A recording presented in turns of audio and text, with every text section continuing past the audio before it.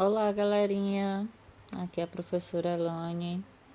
Estamos aqui de volta para mais uma das nossas aulas de português, tá? E hoje, terça-feira, nós vamos fazer também a atividade 15, tá certo? Devido ao feriado que teremos quinta-feira, então vamos fazer a atividade junta, tá? As duas atividades, a 14 e a 15. E o texto que a gente está trabalhando na atividade 15 é a boa sopa. Esse texto, como vocês estão vendo aqui, reparem que a estrutura dele é em prosa, tá? Em prosa, essa estrutura que a gente tem de parágrafos, né? De ir até o final da linha, né? E contextualizar uma história que tem começo, meio e fim, né? Esse gênero de hoje se chama conto, tá? O gênero que estamos trabalhando hoje na nossa aula é conto. O conto é uma narrativa de acontecimentos ou situações da vida de uma ou de mais personagens, tá? No conto, pode ter só um personagem, como pode ter vários. E ele narra acontecimentos. O que está acontecendo na vida daquele personagem. Uma situação ou a vida inteira. Depende de cada conto. E narrativa, gente, narrar. Vem de falar, de contar, né? Então, já falei da estrutura, né? Que é essa de começo, meio e fim, de parágrafos, como vocês estão vendo aqui, né? Nós temos 4 parágrafos que a gente começa com letra maiúscula nesses parágrafos, tá? E temos começo, meio e fim da história. E uma estrutura de prosa, né? Não é feito em versos nem estrofes, não é um poema, é uma prosa. Vamos lá. O conto é A Boa Sopa. Você acompanha a minha leitura e depois você faz a sua própria leitura, tá? Vamos lá. Era uma vez uma mocinha pobre e piedosa que vivia sozinha com a mãe. Como não havia mais nada para comer na casa delas, a menina entrou na floresta em busca de alguma coisa. Na floresta, ela encontrou uma mulher idosa que tinha conhecimento de sua pobreza e lhe deu de presente uma panelinha, a qual era suficiente dizer: Panelinha, cozinhe, para que na mesma hora ela cozinhasse uma excelente sopa de pães, bem cremosa. E quando alguém dizia: Panelinha, pode parar, ela logo parava de fazer a sopa. A menina voltou para casa levando a panela, e com aquele presente a pobreza das duas acabou, pois a mãe e filha comiam a boa sopa da panelinha sempre que tinham vontade e na quantidade que quisessem. Uma vez a menina havia saído e a mãe disse: Panelinha, cozinhe. A panelinha cozinhou e a mãe comeu até ficar satisfeita. Quando a fome acabou, a mãe quis que a panelinha parasse. Mas como ela não sabia o que era preciso dizer, a panelinha continuou fazendo a sopa e a sopa transbordou. A panelinha continuou e a sopa escorregou pela cozinha, encheu a cozinha, escorregou pela casa e depois invadiu a casa dos vizinhos, depois a rua e continuou sempre escorrendo por todos os lugares, como se o mundo todo fosse ficar cheio de sopa para que ninguém mais sentisse fome. E Mas o problema é que ninguém sabia o que fazer para resolver a situação. A rua inteira, as outras ruas, tudo cheio de sopa. E quando em toda a cidade só tinha sobrado uma casinha que não estava cheia de sopa. A menina voltou para casa e disse calmamente: Panelinha, pode parar. E a panelinha parou e a enchente de sopa acabou. Só que todo aquele que quisesse entrar na cidade era obrigado a abrir caminho comendo a sopa. Esse texto é dos Contos de Grimm, Companhia das Letrinhas, tá? É a fonte da onde foi tirado. Agora, depois que eu já li o texto, você vai pausar o vídeo e vai fazer a sua própria leitura, tá? Sabemos que é muito importante a gente treinar a leitura, ler sozinho e ler usando os sinais de pontuação para que você compreenda e para quem lhe escuta compreender. Porque se você ler tudo de uma vez, ninguém vai entender nada. Se você não lê usando os pontos os sinais de pontuação, ninguém vai saber quando você está alegre, quando o texto está dizendo uma pergunta ou uma resposta de algum personagem, né? Só se você ler direitinho. Depois disso, nós vamos para a nossa compreensão do texto. Vamos responder as perguntas sobre o texto, tá? A primeira pergunta tá aí. Ela pergunta quais são os personagens, as personagens da história. Então, ela não está perguntando personagem principal, não. Ela está perguntando as personagens. Então, quer dizer que é todos os personagens da história, né? No caso, são 3, né, personagens. Então, você vai lá e coloca o nome dos 3 personagens. Não vou dizer qual é, né, gente? Que a gente já falou na história, vocês até devem saber. Se não sabe, volta lá no texto. Número 2. O que a menina procurava? Gente, o que é que ela estava indo procurar lá na floresta? Saiu em busca de quê? Ela estava com fome, né, gente? Então, vocês sabem. Escrevam aí na linha, tá? Vamos para o número 3. Quais os comandos necessários para a panelinha funcionar? Ai, gente, muito fácil, né? Tinha que dizer o quê? Tinha que dizer uma coisa para começar e outra para terminar, né? Aí você anota aí o dizerzinho que tinha que dizer. Número 4. Que problema a mãe da mocinha causou? Qual foi o problema que ela causou? A gente sabe que ela mandou a panelinha trabalhar lá, né? Ela disse panela, cozinha. Cozinhou, comeu, saciou a fome dela, mas aí ela não sabia fazer a panelinha parar. E aí ela causou um problema com isso. Qual foi o problema?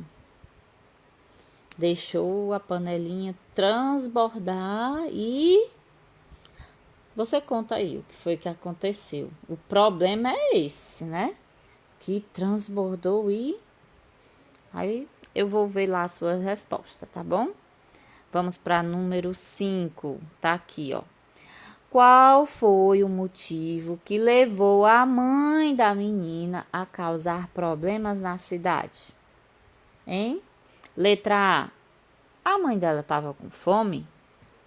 Você marca se for a letra A, né? B. Queria que a panelinha cozinhasse muita comida? Letra C. Não sabia o que era preciso dizer à panelinha? Ou letra D. Ela não tinha poderes? Lembre-se que qual foi o motivo que levou a mãe da menina a causar problemas na cidade. Veja que é semelhante a número 4, né? É exatamente por ela não saber de uma coisa que causou todo o problema. Eu não vou dizer qual é, você já sabe qual é a letrinha que você vai marcar. Vamos para a letra C. Como se podia entrar na cidade? Você vê que lá no finalzinho do texto diz que tinha uma condição agora, porque estava tudo cheio de sopa. A sopa tinha transbordado. Então tinha uma condição para entrar na cidade agora. Era preciso fazer o quê? Aí você vai e escreve aí. Aí vamos para outra página. A outra página, na 7ª questão, ela pergunta justamente para você procurar, tá? Você vai procurar o significado de panço, que fala lá no texto. Já vou adiantando que é uma planta, tá, gente? Mas aí você procura lá no dicionário bem direitinho como é essa planta e coloca aqui, tá? É uma plantinha e tal. Aí você procura. E aqui fala sobre o gênero, né? O conto é uma narrativa de acontecimentos ou situações da vida de uma ou mais personagens, né? Número 8. Vamos lá, ó. Junte as sílabas e forme palavras com se e ou si. E escreva-as nas colunas adequadas. Depois leia e veja o exemplo. Você tem várias sílabas aqui, né, gente? Sílabas. Que você juntando uma sílaba com a outra é como a gente forma as palavras. O processo de formar palavras na nossa língua portuguesa é esse. As letrinhas se juntam e formam sílabas. Por exemplo, o dá aqui, a primeira sílaba, foi a junção da letra D com o A, né? E a sílaba é formada sempre de uma consoante e uma vogal, tá? A única que tem poder, tá? Vamos dizer que as letras têm poderes. E as únicas que têm poder de formar sílabas sozinhas são apenas as vogais, tá? Veja aqui, ó, o O é sozinho, o A aqui. Por quê? Porque as vogais são as poderosas no nosso alfabeto. Temos as poderosas no alfabeto, temos. No nosso alfabeto, as poderosas são as vogais. Elas podem formar uma sílaba sozinha, elas são autossuficientes. Uma sílaba pode ser formada por uma vogal sozinha, mas ela nunca pode ser por uma consoante sozinha, ela nunca vai existir. Então, as consoantes, elas sempre são acompanhadas de vogais. Por exemplo, o D é uma consoante, ela tem que ser acompanhada de uma vogal para formar uma sílaba. Mas o A sozinho, ele pode formar uma sílaba, depende da palavra, tá certo? E quando a gente tem a sílaba, a gente juntando uma sílaba com a outra, a gente forma uma palavra, tá certo? E ele já deu um primeiro exemplo aqui para vocês, gente, ó. O primeiro exemplo aqui, que já veio feito na apostila, foi a palavra alface. Repare que as sílabas de alface está aqui. Ele juntou o al com fá e com sé. Alface. Então, você com essas palavras, procure formar palavras aqui com sé, ce e com si. Veja que elas são muito semelhantes, né? Até no som. Alface, vacina. Quando a gente fala todas as sílabas juntas, o C e o E, ou o C e o I, eles têm o mesmo som. Mas tem palavras que vão ser com CE e com CI. Questão de memória, de saber que aquela palavra é escrita com CE ou com CI. Até porque os sons são iguais, né? Geralmente, elas vêm no começo ou no meio da palavra, tá? O sé e o si. E aí você tem que saber palavras com CE e com CI, dividindo aqui nas duas colunas, tá certo? Vou dar algumas pistas para vocês, tá? Tem palavras com 2 sílabas, palavras com 3 sílabas e palavras e apenas uma palavra com 4 sílabas, tá? Nós temos aí a palavra acima, nós temos a palavra face. Face é o rosto da gente, tá? Face. Tem cela, tem macio, tem doce, tem cedo, tem cena, tem cenoura, tem cebola, tem cinema, bicicleta, cidade, cipó, macio. E aí é questão de você saber quais as que é com CE e quais as que são com CI, tá certo? E Também vamos aqui para a nossa próxima questão, que é a número 9, tá? A número 9 tem aqui, ó, pinte as letras que dão nome às figuras. Ai, gente, muito fácil, né? Parece até coisa do segundo ano. Veja que a primeira imagem é cerejas, tá? São cerejas que estão aqui. Ela tá em preto e branco, mas eu já vou dizendo para vocês que isso aí são cerejas. E as cerejas são vermelhinhas, tá?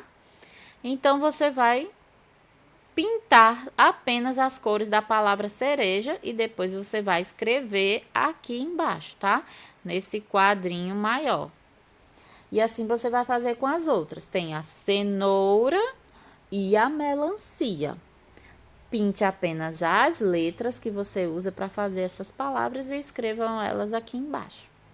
Depois nós vamos para a 10ª questão. Gente, tá trocado aqui as ordens, tá? A gente sabe que aquela é que é a 8ª e essa aqui é a 9ª, né?